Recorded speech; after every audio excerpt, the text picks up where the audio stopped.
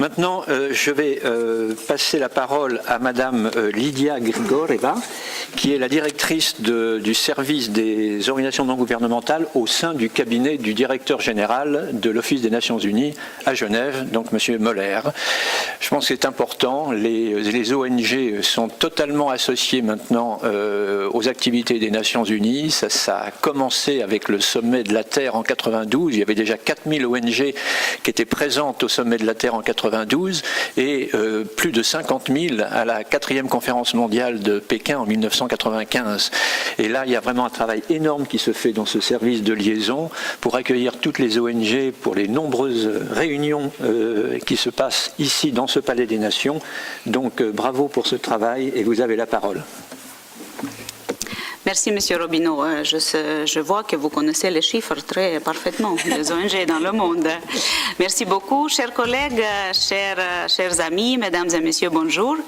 Aujourd'hui, à l'occasion de la Journée internationale de la femme, je suis très heureuse vraiment d'être ici pour cette discussion sur le rôle des femmes dans l'économie et le développement durable.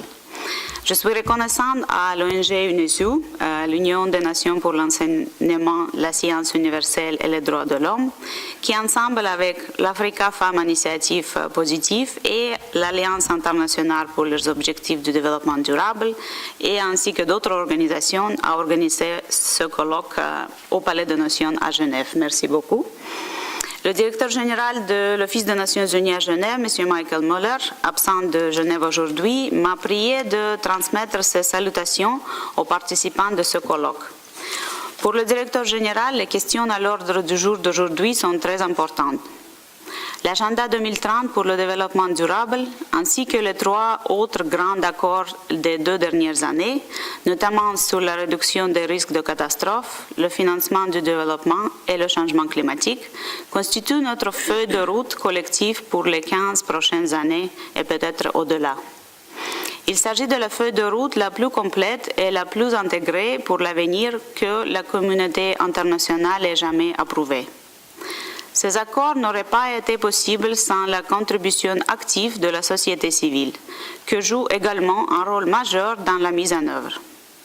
Dans ce cadre, votre réseau d'ONG pour l'objectif de développement durable fait un travail important pour aider les gouvernements à mettre en œuvre leur engagement, y compris ceux concernant l'égalité de sexe et la participation des femmes.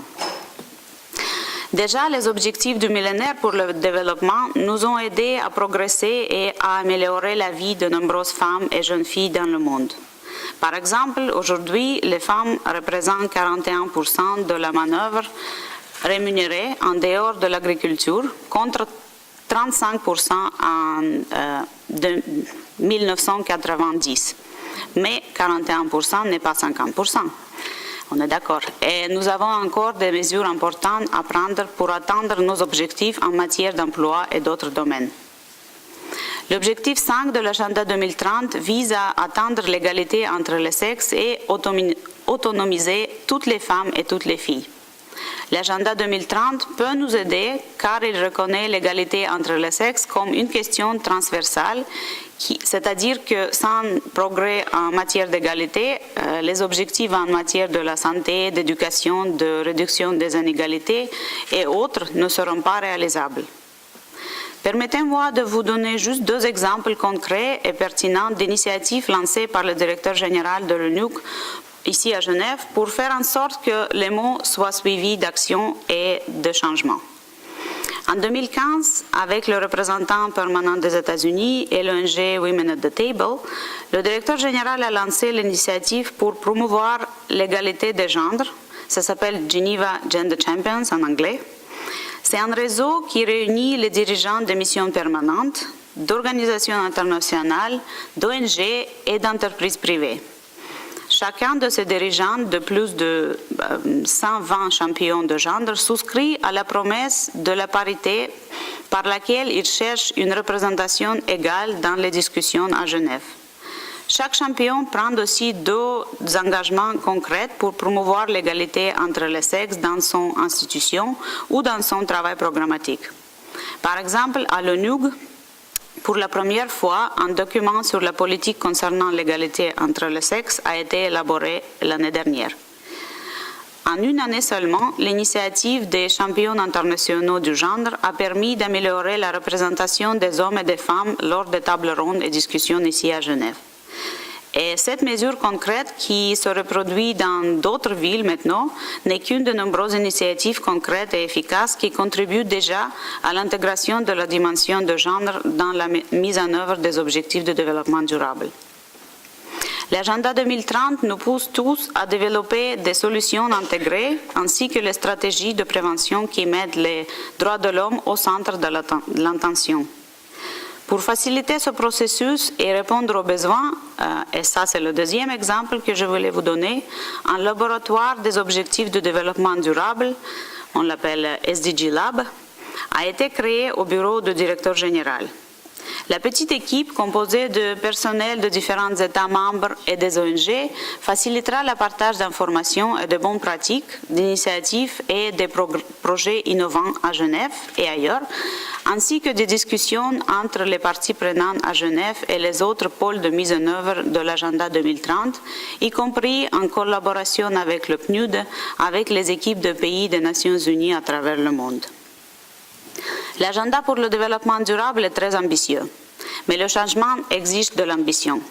Lorsque les femmes ont exigé le droit de vote dans de nombreux pays il y a 100 ans, au début, elles n'en étaient pas prises au sérieux. Aujourd'hui, l'égalité de droit de vote est la norme. L'égalité entre les sexes doit devenir une réalité dans tous les aspects de notre vie. Il reste beaucoup de potentiel pour que le progrès humain soit débloqué grâce à la participation des femmes dans le développement. Et pour finir, permettez-moi de souligner que votre présence ici aujourd'hui, ainsi que l'accent mis sur l'échange de solutions efficaces et pratiques, témoignent de votre ferme engagement à placer les femmes au cœur du développement durable. Nous avons besoin que tous les acteurs soient mobilisés pour que les avantages des objectifs de développement durable atteignent tout le monde, pour garder la promesse de ne laisser personne derrière. Je vous souhaite une discussion très fructueuse aujourd'hui. Je vous remercie et je félicite encore toutes les femmes avec notre jour aujourd'hui.